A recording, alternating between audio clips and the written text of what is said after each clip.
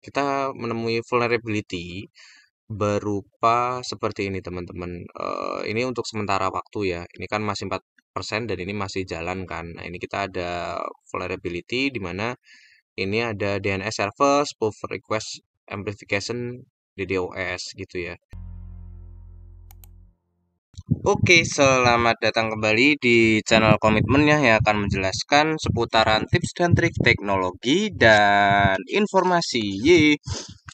Oke, pada kesempatan kali ini dan di video ini ya, sesuai dengan judul maupun deskripsi, kita akan membahas mengenai bagaimana cara kita untuk bisa melakukan instalasi Nessus Vulnerability Scanning di dalam operating system ataupun OS Windows ya teman-teman ya.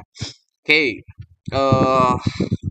sebenarnya teman-teman, untuk cara instalasi Nessus di Windows itu eh, ini baru kali pertama kali.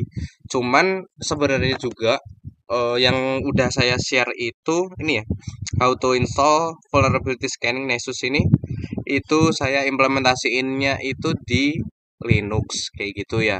Cuman mengingat karena adanya request dari teman kita ya, itu requestnya seperti ini, Bang, buat yang untuk Windows, Bang, soalnya udah nyoba di Windows nggak bisa dibuka Nessusnya. Nah, ini kita akan coba ya teman-teman ya untuk menginstal di Windows dan ini kali pertama seperti itu. Terus sebenarnya teman-teman, apapun itu komentar dari teman-teman pasti selalu saya baca ya.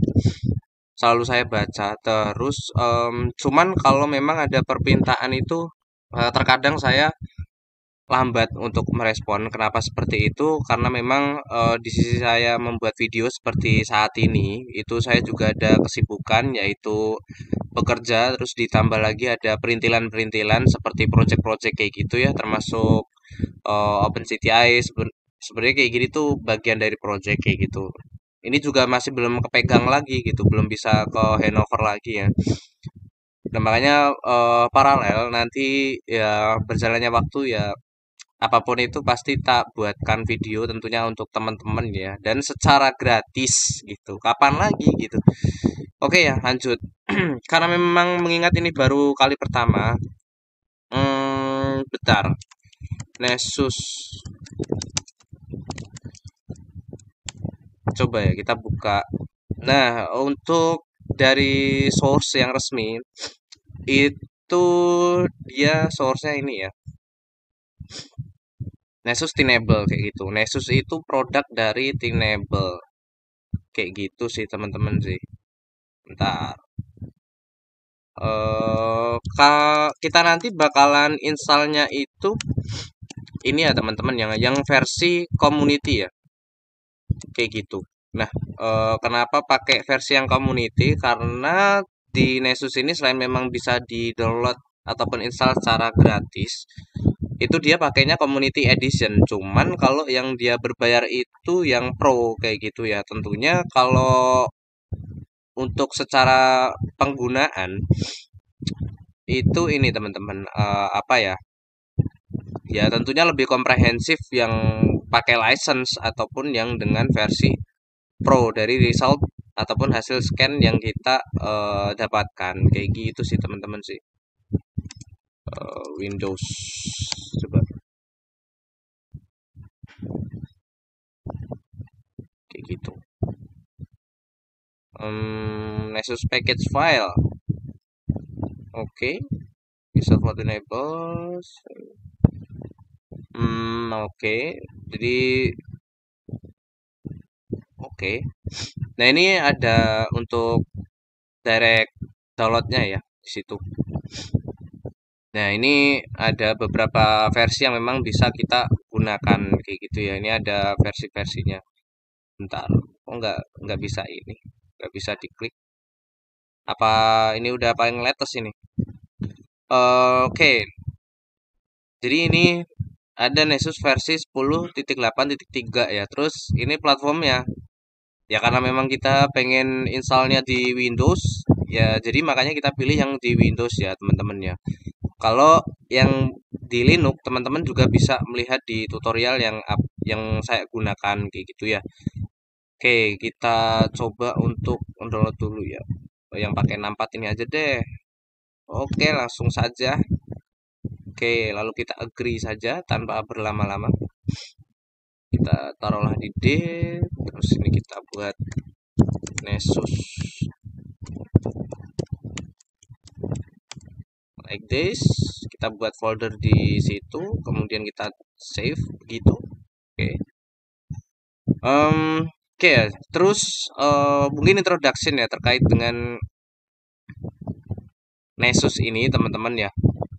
Jadi Nessus itu adalah merupakan sebuah tools maupun alat yang digunakan untuk melakukan pemindaian terkait dengan kerentanan ya ataupun vulnerability scanning. Seperti itu teman-teman. Dan dia ataupun Nessus ini tuh based on plugin teman-teman. Jadi ketika kita berhasil nginstall tuh biasanya kita nungguin dulu untuk si Nessusnya ini download pluginnya dulu gitu sampai akhirnya memang benar-benar pluginnya ini kelar di download kayak gitu. Nah, contoh dari tools yang lain serupa dengan Nessus ya yang berkaitan dengan vulnerability scanning itu ada Nuclei. Nuclei itu based on template kayak gitu, terus ada Acunetics, Invicti, OpenVAS. Nah, seperti itu ya teman-teman ya. Itu digunakan untuk melakukan pemindaian kerentanan. Nmap juga bisa kayak gitu ya. Gitu teman-teman. Terus kita buka dulu ya guys ya. Hmm, kayak gitu. Nah, ini kita install aja. Cuman saya juga nggak tahu apakah dia nanti bakal keblok sama EDR saya ya. Soalnya EDR saya itu bukan pakai yang defaultnya Windows Defender, cuman pakai Cybereason kayak gitu ya. Gitu sih teman-teman. Kita install aja di situ. Oke, ini tinggal di next saja. Terus kita add sub atau setujui. Nah, ini directory di mana ini destinationnya ya, di mana nantinya itu akan diinstal. Kayak gitu sih. Oke lah, lanjut. Nah, ini kita yes saja. Kayak gitu. Oke ya. Gitu sih. Ya, semoga dari sini kalau ini bisa running, semoga bisa menjawab juga ya dari pertanyaan dari mas-masnya ataupun abangnya di sana gitu ya. Terus ada pertanyaan juga terkait dengan Metasploit. Semalam saya baca juga. Nah, Metasploit dia nanya teman kita itu, Metasploit apakah bisa dijalanin di Windows kayak gitu ya. Karena dia keblok gitu. Ya memang keblok. Semalam juga saya pengen buat video tutorial ya, udah record tuh. Nah, cuman apa namanya? Di Windows saya ini keblok sama Windows Defender. EDR, sorry ya. Dari Endpoint Detection and Response ataupun EDR ataupun antivirus itu. Nah, cuman di sini nggak bisa di disable, teman-teman. Kenapa kayak gitu? Karena saya bukan admin dari si EDR itu sendiri, makanya nggak bisa tak disable. Jadi maaf ya, yang buat teman-teman kayak gitu ya, yang belum tak buatin video. Karena kalaupun mau itu mungkin saya pakainya itu ngejalanin Windowsnya di VM ataupun di virtual machine kayak gitu sih. Tentunya lebih butuh effort lagi ya. Itu nanti ya satu-satu ya teman-teman ya. Oke, itu udah ke install di sana kayak gitu. Nah, ini connect-nya itu dia portnya secara default untuk Nessus itu dia running di port 8834 gitu ya. Gitu sih. Advance, kemudian kita continue aja kayak gitu. Nah, ini dia lagi melakukan initializing ya. Kayak gitu. Nah, ataupun ya inisial lah. Terus setelah nanti dia udah kelar yang nge-compile kayak gitu ya, ntar kita bisa login kayak gitu. Terus kita juga harus nungguin dulu sampai benar-benar pluginnya itu ya kelar di download teman-teman gitu sih. Ya, teman-teman ya. Coba kita buka documentation di sini. Kita jangan mager untuk membaca ya, teman-teman ya. Kenapa kayak gitu? Ya, even kalau kita punya kendala ataupun trouble, kita ya bisa untuk melakukan nge-solve-nya teman-teman ataupun melakukan troubleshooting. Nah, kenapa ya nggak jalan gitu? Apakah mungkin diblok kah sama Windows Defender? Nah, kalau diblok tuh caranya kayak gimana? Ya tentunya harus di turn off dulu ya. Kalau kayak Metasploit contoh ataupun MSF Console, ya kenapa dia diblok sama Windows Defender ya karena memang dia based on hack tool walaupun memang kita downloadnya itu dari source yang resmi bukan melalui third party seperti itu ya teman-teman ya. Jadi ya kalau memang kita disuruh untuk ngelakuin disallow terhadap firewall maupun EDR kita ya kita disallow dulu kayak kayak gitu sih teman-teman. Pada intinya kita pahamin dulu gitu. Jangan langsung yes ataupun next next mulu kayak gitu ya. Membaca itu penting teman-teman. Gitu sih untuk melakukan pemahaman gitu. Jadi mulailah dengan hal yang simpel teman-teman karena kenapa mulai dari hal yang simpel dulu? Karena suatu saat kalau teman-teman nemuin case yang mungkin lebih apa namanya? Lebih komprehensif ataupun lebih kompleks ya. Kok komprehensif lebih kompleks ya? Nantinya tuh teman-teman juga bisa nge-solve dari kendala yang memang teman-teman hadapin. Seperti itu ya teman-teman ya. Gitu sih. Jadi ya belajar tuh dari mulai hal yang kecil gitu. Nah, ini untuk tata cara instalasinya bla bla bla. First, the welcome to the install shield wizard for enable kayak gitu. Nah, ini kan ini kita checklist ya dari agreement ataupun license ya kayak gitu. Terus ada juga destination folder tadi udah kita lewatin juga ya. Nah, ini by default nih di C ya. Terus ada tadi ada user, program file ya. Terus ada enable, Nessus dan bla bla bla kayak gitu. Ataupun juga dipindah juga nggak apa-apa sih, ditaruh di D gitu ya boleh gitu, nggak usah masuk di program file nggak apa-apa gitu. Terus di poin kelima, ready to install the program screen, select the install button kayak gitu ya. Nah, itu sih. Terus nah, kayak yang sekarang ini dia runningnya itu di port 8834 seperti yang di sini tadi. Itu ya teman-teman ya. Itu. Nah, ataupun pakai IP-nya teman-teman gitu. Ngecek IP gimana? Ngecek IP ya pakai ipconfig kayak gitu-gitu ya.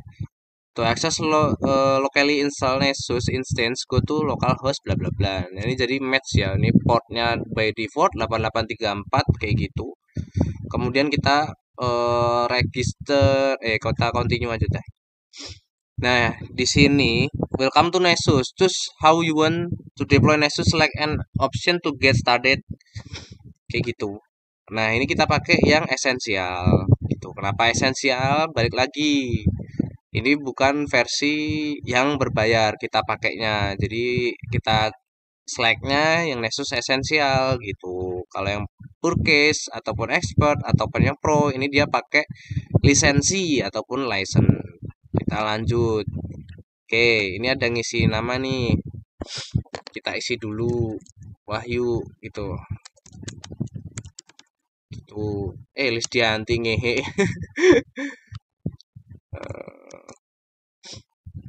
Gitu aja. Nah, ini kita skip bisa sih. Kita continue. Tak dulu. Em, ini harus diisi. Lupa ingat,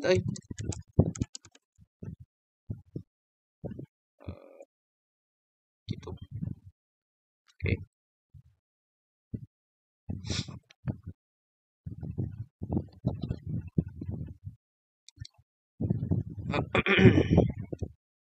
Bentar. Ini kita copy dulu kali ya. Kita copy.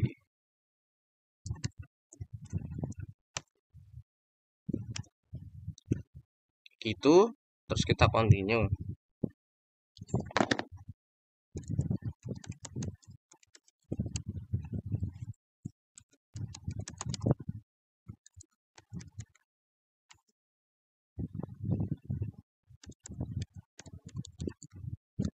Nah, ini masukin username sama passwordnya teman-teman untuk create account gitu ya. Terus kita submit gitu.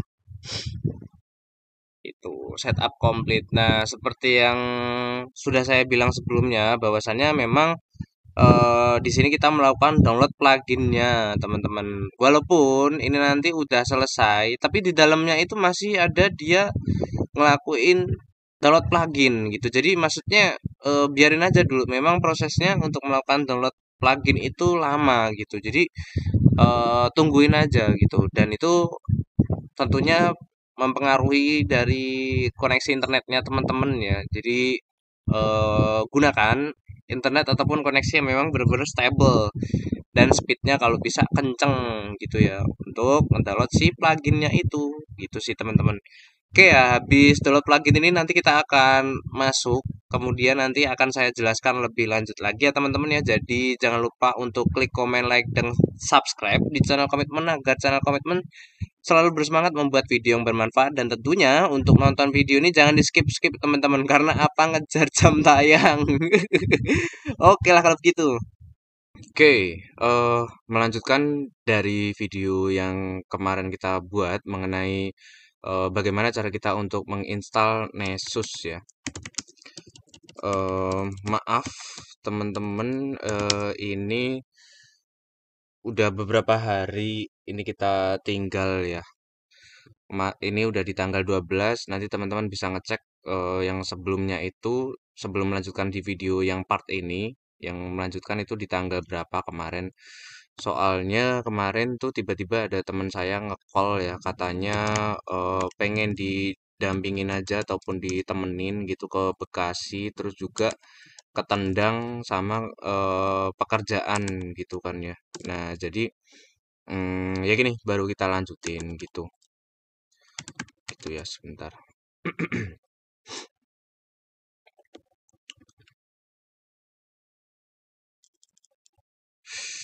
Hmm, nah, jadi Nesus itu secara aktualnya itu running di port seperti ini ya. Untuk URL-nya dia running di port 8834 itu by default gitu.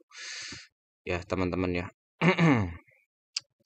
Nanti saya akan menjelaskan kenapa teman-teman kita itu kemarin nggak bisa untuk menjalani Nesus ya. Nah, ini seperti biasa ketika memang sudah berhasil menginstal Nesus, maka kita dan juga udah melakukan apa namanya regis regis ya terhadap akun di Tenable Nesus ini, maka kita tinggal login aja sesuai dengan user account yang teman-teman buat ya. Kemudian tinggal diinputin aja deh.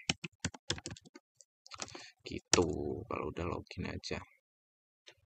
Hmm, oke, ini cuman caranya aja gitu. Welcome to Nesus Essential. Kayak gitu ya. Ini kalau memang udah berhasil kita install. Kayak gitu. Nah, kenapa di sini udah bisa langsung untuk bisa menginstal? Sebelumnya di bagian sini tuh jadi ada ngasih notifikasi bahwa plugin itu sudah berhasil di-download gitu ya. Kemarin saya sempat untuk melakukan screen record berdasarkan plugin yang dia memproses ya ataupun melakukan compile di dalam Nesustainable ini gitu. Jadi di dalam Nesustainable ini pada intinya dia membutuhkan plugin-plugin yang memang harus di-download kayak gitu ya. Jadi even kalau memang kita udah berhasil menginstal itu belum bisa langsung digunakan. Kenapa seperti itu? Karena memang kita memerlukan plugin tambahan yang mana itu harus diselesaikan dulu untuk dalam proses mendownloadnya. Seperti itu teman-teman. Jadi memang untuk di case-nya di Linux ataupun di Windows itu sama ya. Kita harus nungguin pluginnya hingga prosesnya itu selesai dilakukan. Seperti itu teman-teman. Kayak gitu ya. Kemudian kalau memang ada error code, ini biasanya ada apa error code ya di sini ya. Mungkin responnya itu 404 kayak gitu ya. Ataupun kita nggak bisa nge-reach nih ke si Nesustainable ini ataupun nggak bisa masuk gitu ya. Nah, itu cobalah untuk menggunakan browser ataupun search engine yang berbeda. Contoh, teman-teman menggunakan browsernya itu Edge ya. Nah, cobalah untuk menggunakan Chrome seperti itu ya. Gitu juga sebaliknya. Makanya dicoba-coba aja, teman-teman. Bisa jadi itu karena permasalahan cache ataupun cookies yang memang sedang tersimpan. Kurang lebih seperti itu sih, teman-teman. Kalau memang teman-teman ada pengetahuan yang berbeda, bisa sharing knowledge juga ya, teman-teman ya. Kayak gitu sih. Cuman kemarin saya sempat mengalami kendala error di mana error code-nya itu 404. Kemudian saya pindah browser, itu bisa dijalanin kayak gitu teman-teman ya. Gitu sih. Terus untuk cuplikan dari plugin akan saya tampilkan juga ya untuk kemarin yang sempat saya apa namanya sempat download plugin plugin di dalamnya ya teman-teman ya. Kayak gitu. Nah, jika memang pluginnya itu udah selesai di-download, maka dia akan memberikan notifikasi bahwa plugin itu sudah selesai di-download ataupun di-compile seperti itu, teman-teman. Kemudian kalau memang udah kayak gini, ini udah bisa kita gunakan. Nah, gimana sih cara untuk menggunakannya sustainable? Sebenarnya saya juga udah nge-share di video saya ya, namun penggunaannya itu di Linux sebenarnya sama aja, teman-teman, gitu sih. Ya, ini seperti biasa, ini kita bisa langsung untuk create new scan ataupun mungkin kita bisa untuk membuat folder dulu. Contoh foldernya ini adalah test scan kayak gini. Kemudian kita create kayak gitu ya. Nah, folder add ya di sini udah langsung masuk kayak gini. Nah, kemudian kalau kita select nih folder yang udah kita buat, kemudian kita bisa langsung klik create new scan. Nah, kita di sini menggunakan Nesus Essential ataupun yang memang versi community ya teman-teman ataupun yang versi gratis. Nah, berbeda halnya dengan yang versi Enterprise ataupun yang versi Pro ataupun yang menggunakan lisensi ya ataupun license lah mau manggilnya kayak gimana, nyebutnya kayak gimana. Nah, yang membedakan adalah tentunya yang pertama untuk ketika kita melakukan scan, ketika kita menggunakan versi yang enterprise ataupun yang pro, tapi yang menggunakan lisensi itu tadi, dia untuk melakukan scanningnya pertama akan semakin komprehensif. Artian untuk dalam proses scan itu akan menjadi lebih deep ataupun mendalam. Tentunya kita akan mendapatkan result yang lebih banyak lagi terkait dengan mungkin kerentanan ataupun vulnerability yang ada di dalam target yang ingin kita scan. Nah, itu pertama. Untuk yang kedua, kita bisa melihat di bagian bawah ini, di mana di dalam vulnerability ini ada yang memang ada beberapa fitur maupun tools yang mana bisa kita gunakan kalau memang kita udah berlangganan gitu ya. Jadi ada tulisannya nih upgrade, upgrade, upgrade kayak gitu. Overall, em, nah, kalau untuk kebutuhan belajar sebenarnya udah cukup membantu kayak gitu ya. Nah, beda halnya kalau memang untuk di dunia pekerjaan ya tentunya ya teman-teman harus berlangganan. Biasanya udah difasilitasin dengan tempat di mana teman-teman itu ada bekerja gitu sih. Ataupun ini ya menjadi salah satu tools ataupun alternatif aja sih. Kan banyak ya tools untuk scan seperti yang udah tak jelasin sebelumnya. Itu. Nah, ini contoh ada scan apa ya di sini ya? Ada scan gini aja deh, tes scan kayak gitu. Kemudian ini deskripsinya, misalkan ini hanya coba tes scan kayak gitu. Nah, ini targetnya nih bisa kita arahin contoh ke apa ya? Sebentar. Kita arahin kemana ya?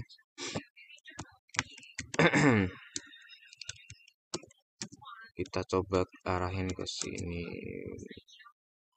Coba ya. Mm, mm, mm, mm, mm, mm, mm, mm.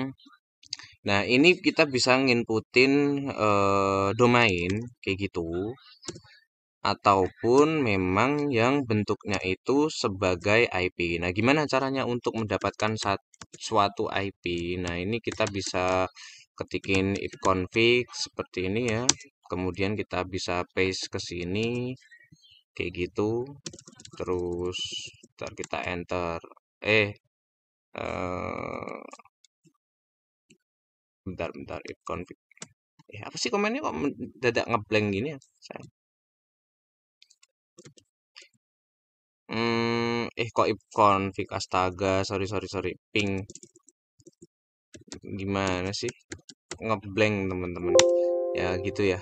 Jadi karena memang curi-curi waktu gitu, pengennya cepet-cepet ya kayak gitu sih teman-teman. Ya itu semua juga demi teman-teman ya, kayak curi-curi waktu di sela-sela kesibukan saya. Nah, contoh bisa nginputin target IP-nya kayak gitu ya. Nah, ini IP dari si zaproxy.org ini. Nah, ini kita kalau bisa mendapatkan IP-nya itu dengan cara simple testnya kita bisa pakai ping kayak gitu untuk mendapatkan satu IP-nya kayak gitu. Terus udah deh. Em, Bentar. Nah, ini untuk yang kita save kayak gitu aja. Gitu sih teman-teman. Nah, itu yang pakainya yang host discovery. Kalau biasanya sih saya menggunakannya yang advanced scan kayak gitu. Kenapa pakai advanced scan? Karena dia lebih ini, kita bisa melakukan apa ya istilahnya ya, konfigurasi lah gitu, yang sesuai yang ingin kita inginkan. Contoh scan Zaproxy gitu. Terus nah ini diisi sama aja lah, cuman tes doang gitu kan, tes doang gitu kan. Nah ini masuknya foldernya ke MyScan, ini kita masukin ke test scan aja. Terus targetnya kita coba deh copyin ke sini tadi, ini kita copyin ke situ. Kemudian kita ini bisa di schedule juga ya. Ini kalau misalkan pengen di runtime ya, kalau di Linux ya namanya cron job gitulah ya. Nah, ini ping the remote host ini ya dia ketika scan tuh juga dia ngelakuin testing juga gitu. Nah, ini ada ICMP, ada RP, ada TCP gitu-gitu teman-teman ya. Gitu sih. Ini bisa teman-teman select sesuai dengan keinginannya teman-teman gitu ya. Nah, ini ada port scan range, misalkan range-nya ini berapa sampai berapa, kayak gitu bisa ditentukan ya. Terus ini SSL, TLS, ini kalau teman-teman bisa ya, apa namanya, bisa menentukan juga gitu.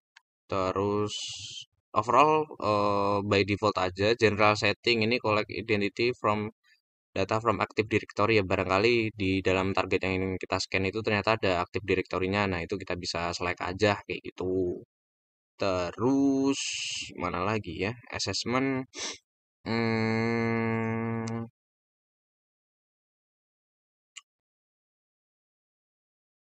nah ini kalau kita checklist ini membuat scan kita menjadi lebih berat lagi kayak gitu sih kurang lebih ya. Overall by default aja. Nah ini kalau teman-teman tahu SMTP-nya boleh dimasukin sekalian kayak gitu. Terus brute force. Ini dia sekaligus melakukan brute force ya. Nah ini kayak gitu. Terus di Windows apa ini? Terus malware, ini scan for malware. Barangkali di dalam targetnya itu ada malwarenya gitu sih. Juga bisa ngeset rulesnya, bisa di customize lah sesuai dengan kebutuhannya teman-teman.